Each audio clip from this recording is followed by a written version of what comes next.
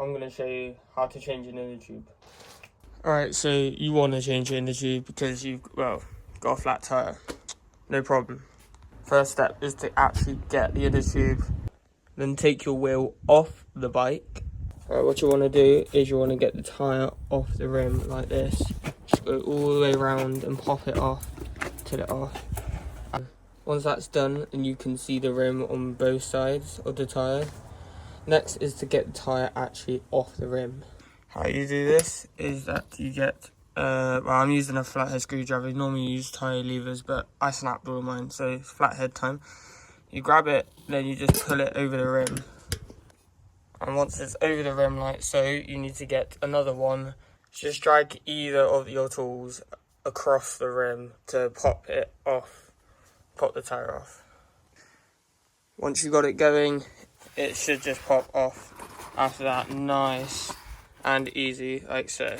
Then to get the old inner tube out, you need to find the tyre valve and then unscrew from here. Don't lose it. And then push that through and pull it through the actual rim, and voila.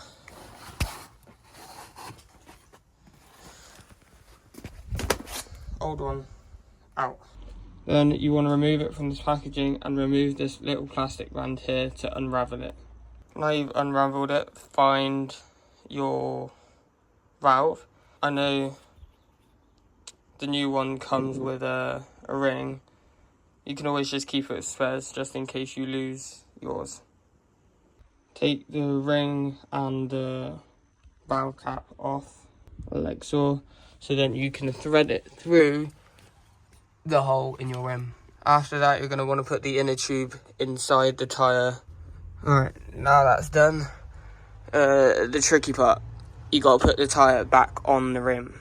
When you start, it is easy as just putting it on like that, but as you do both sides, it's going to get harder and harder to actually put it on the rim.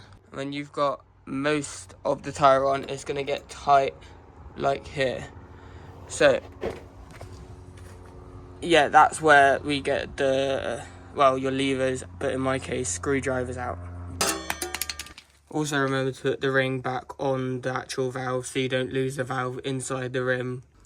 Then using whatever lever you are actually using, you're going to place it up in between the tyre and the rim, and then use the actual rim as leverage to then push up on it like this and push the tyre onto it.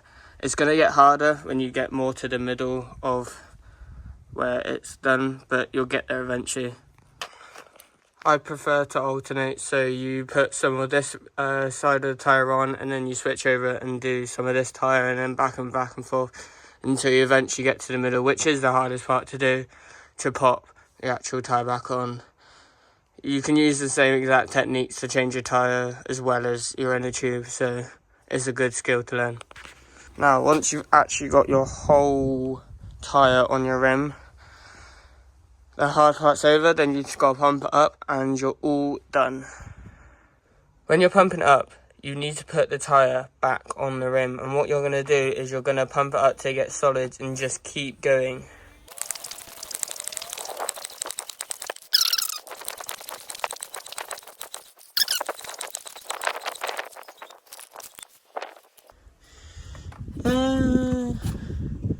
These tyres can only take 50, and we're at 60.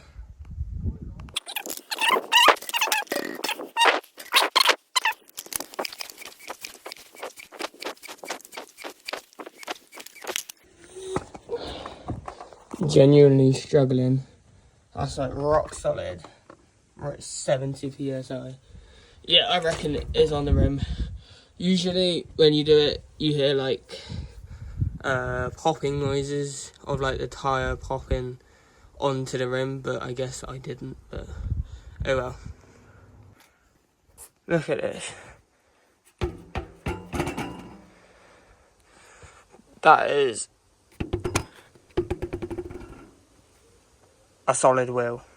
Now we've got to let some air out.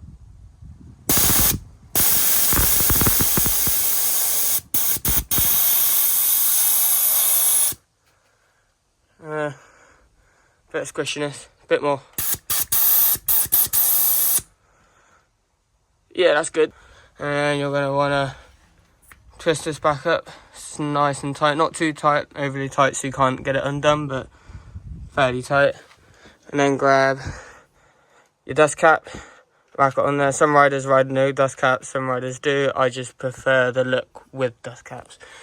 Now, you can get different sort of dust caps. It's not that deep, but yeah. This is a Cresta valve, and the difference between the Cresta and the Schrader valve is like the Schrader is what you get on a car.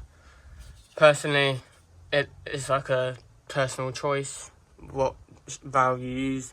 I just think Cresta is better for mountain biking, especially if you're running tubeless wheels with sealant. It will help contain the sealant inside your wheel. So the inner tube that specifically fits your wheel size, because then you don't want to get one that's too small or too big. And then just put your wheel back on the bike, and now you don't have a flat and you can ride your bike again. So yeah, the whole process takes about 10 minutes if you know what you're doing. But for you first timers, it's pretty much just a practice makes perfect. You won't get it right the first time, you might get it a bit wrong and then have to redo certain parts of it, but it is what it is. You'll get better at it over time. Keep your old inner tubes because they might come in useful. You could use it for various things, like for example, you could wrap it around a chainstay and put zip ties around it if you didn't have a chain frame guard. So yeah, they do have uses, so don't just chuck them away, but obviously if you're not going to use it for anything, then yeah, get rid of it.